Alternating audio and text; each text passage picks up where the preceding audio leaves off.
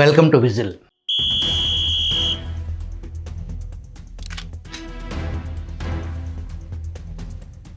పరిటాల రవి, పవన్ కళ్యాణ్ కథలో నిజమెంత, ప్రచారం ఎంత? ఒక అబద్ధం 10 సార్లు చెబితే సందేహం వస్తుంది, 100 సార్లు చెబితే చాలామంది నమ్మటం మొదలు పెడతారు, 1000 సార్లు చెబితే అదే తప్పుడు చరిత్రగా మారిపోతుంది. కానీ అది నిజమైపోతుందా? ఈరోజు మనం మాట్లాడుకోబోయేది అలాంటి 2 కథల గురించి. విచిత్రం ఏంటంటే ఈ 2 కథలకు రచన, దర్శకత్వం వహించింది ఒకే ప్రాంతం, ఒకే వర్గం, ఒకే కుటుంబం.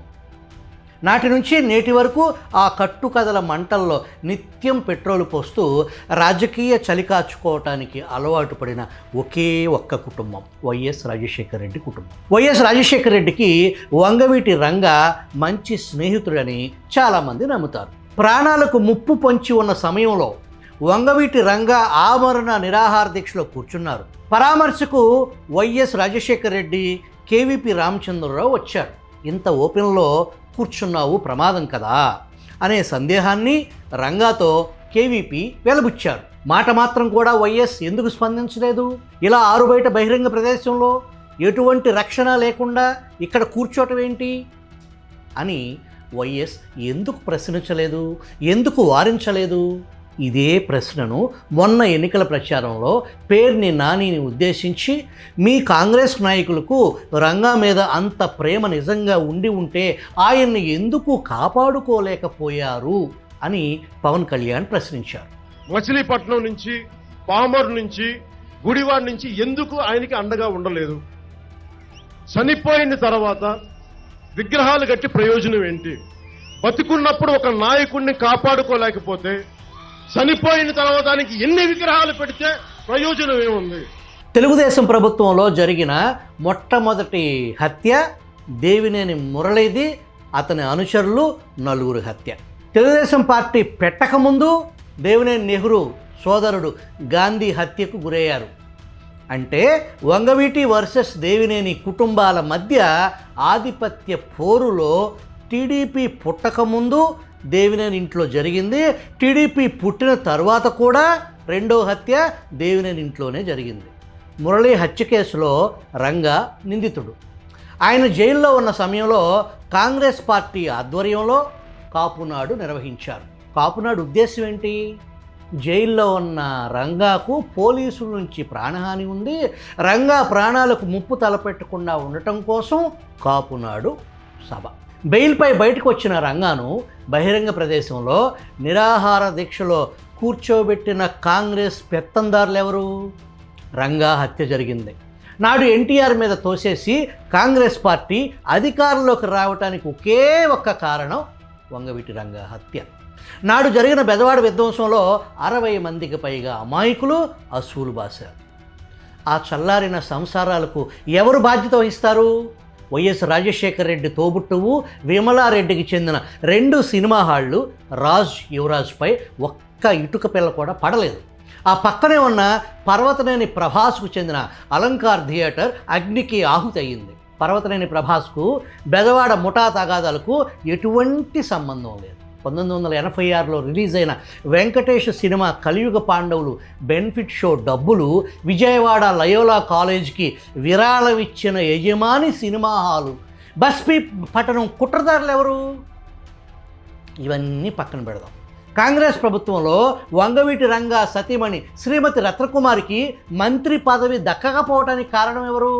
2004 ఎన్నికల ముందు రంగా వారసుడు రాధాకు కాంగ్రెస్ టిక్కెట్ ఇప్పించడానికి స్వయంగా దివంగత దాసరి నారాయణరావు రంగంలోకి దిగినా కూడా రాజశేఖర రెడ్డి ఎందుకు వ్యతిరేకించారు? లగడపాటి రాజగోపాల్ ఢిల్లీలో చక్రం తిప్పితే కానీ యూత్ కాంగ్రెస్ కోటాలో వంగవీటి రాధాకు టిక్కెట్ దక్కింది. ఆ ఎన్నికల్లో రాధా ఘన విజయం సాధించారు. ఎమ్మెల్యేగా వంగవీటి రాధా గెలిచిన వెంటనే జరిగిన మొట్టమొదటి ప్రెస్ మీట్లో చెప్పిన మాట, నా ఓటమికి కృషి చేసిన మల్లాది విష్ణును కాంగ్రెస్ పార్టీ నుంచి సస్పెండ్ చేయాలని రాధా డిమాండ్ చేశారు. ఎవరి మల్లాది విష్ణు? వైఎస్ఆర్ సొంత మనిషి. సస్పెండ్ చేయకపోగా విష్ణుని ప్రతిష్టాత్మక విజయవాడ, గుంటూరు, తెనాలి, మంగళగిరి పట్టణాభివృద్ధి సంస్థకు జీవో మార్చి మరీ చైర్మన్ చేశారు. వైఎస్ఆర్ దేవినేని నెహ్రూ సాన్నిహిత్యం అందరికీ తెలిసిందే. నెహ్రూ తనయుడు దేవినేని అవినాష్ ప్రస్తుత ఎన్టీఆర్ జిల్లా వైసీపీ అధ్యక్షుడు. అవినాష్ నా సొంత తమ్ముడు లెక్క అంటూనే రంగాను హత్య చేయించింది చంద్రబాబు అని 1కి 10 సార్లు గడ్డి కరవటం, పచ్చి అబద్ధాన్ని నిజం చేయటం, ప్రజలను నమ్మించే ప్రయత్నంలో భాగంగా కాపు కమ్మ మధ్య అగ్గి రాజేయాలి. రాజకీయ చలి కాచుకోవాలి. రంగా శ్రీమతి కమ్మ సామాజిక వర్గం, రంగా కుమార్తె ఆశా కిరణ్ భర్త కమ్మ. సీమ పాలిగాళ్ళు ఇది విస్మరించి కొంపలు తగలబెట్టించటం, రైళ్లు తగలబెట్టడం చేస్తూనే ఉంటారు. ఇక అసలు విషయంలోకి వెళదాం. రాయలసీమ రాజకీయాల్లో చెరగని ముద్ర వేసిన పరిటాల రవి, లక్షలాది అభిమానులను సంపాదించుకున్న పవన్ కళ్యాణ్, ఈ ఇద్దరి పేర్లను కలిపి దాదాపు 2 దశాబ్దాలకు పైగా ప్రచారంలో ఉన్న ఒక కథ.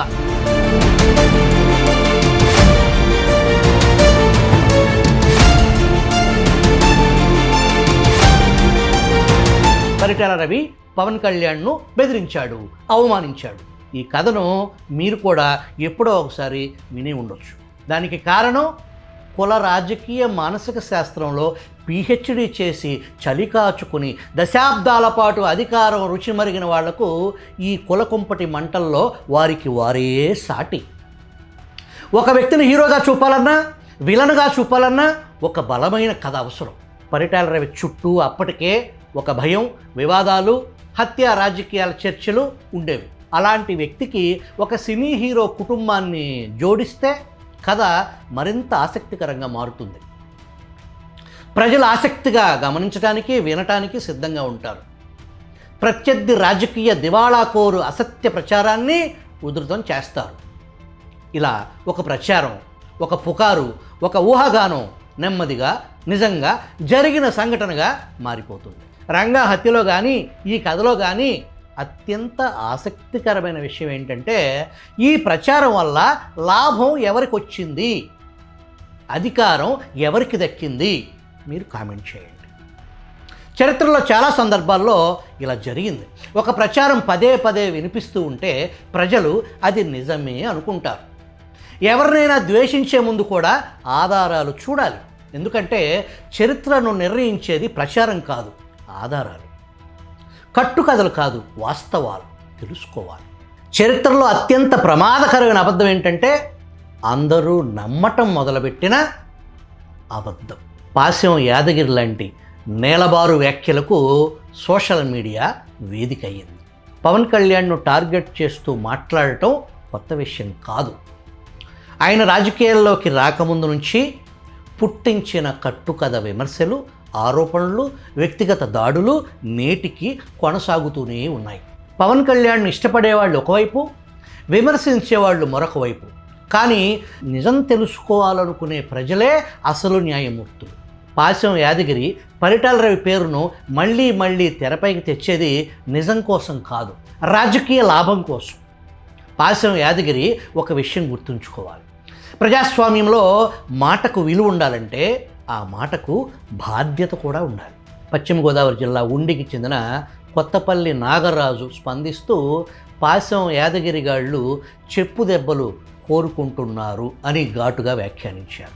పరిటాల రవిని ఎంత ప్రమాదకరమైన వ్యక్తిగా చిత్రీకరిస్తే అంత ఎక్కువగా లబ్ధి పొందే అవకాశాలు పెత్తందారులకు అందుబాటులోకి వస్తాయి. ఈ వర్గాలే ఇటువంటి ప్రచారాలకు ఎప్పటికప్పుడు ప్రాణం పోస్తూ ఉంటారు. పరిటాల రవి గురించి ప్రచారంలోకి వచ్చిన కట్టుకథలు చెప్పుకుంటూ పోతే ఇక్కడ సమయం సరిపోదు. ఫిలిం నగర్లో హీరో చిరంజీవి స్థలాన్ని పరిటాల రవి అక్రమంగా ఆక్రమించాడని, ఈ విషయం గురించి మాట్లాడటానికి వెళ్ళిన చిరంజీవి తమ్ముడు పవన్ కళ్యాణ్పై దౌర్జన్యం చేశాడని పెద్ద ఎత్తున ప్రచారం చేశారు. నెల్లూరు నుంచి విడుదలయ్యే జమీన్ రైతు పత్రిక ఈ ఉదంతాన్ని వాస్తవం అన్నట్టుగా ఒక వార్తా కథనం ప్రచురించింది. చిరంజీవి కుటుంబ సభ్యులు ఆ పత్రిక మీద ఆనాడే పరువు నష్టం దావా కూడా వేశారు. ఫిలిం నగర్లో పరిటాల రవి ఇంటిని ఆనుకుని హీరో చిరంజీవి స్థలం ఉంది. అసలు ఆ స్థలం సినీ నటుడు కొంగర జగ్గారావుది. జగ్గారావు చిరంజీవికి 10 లక్షల రూపాయలకు ఆ స్థలం అమ్మాడు. 7 లక్షలు తీసుకుని అగ్రిమెంట్ రాసిచ్చాడు. మిగతా 3 లక్షల దగ్గర ఇద్దరికి పేచీ వచ్చింది. వివాదం కోర్టు దాకా వెళ్ళింది. జూబ్లీ హిల్స్ కారు బాంబు సంఘటన జరిగిన తర్వాత సెక్యూరిటీ అవసరాల నిమిత్తం ఆ స్థలం కొనుగోలు చేయటం చాలా అవసరం అని రవి భావించాడు. ఆ 500 గజాల స్థలానికి బదులుగా హైటెక్ సిటీలో ఉన్న ఎకరం స్థలం ఇస్తానన్నాడు పరిటాల రవి. కానీ చిరంజీవి మార్కెట్ రేటు ప్రకారం విలువ కట్టి డబ్బే తీసుకున్నారు. అలాగే జగ్గారావుకి ఇవ్వవలసింది జగ్గారావుకు ఇచ్చేశారు.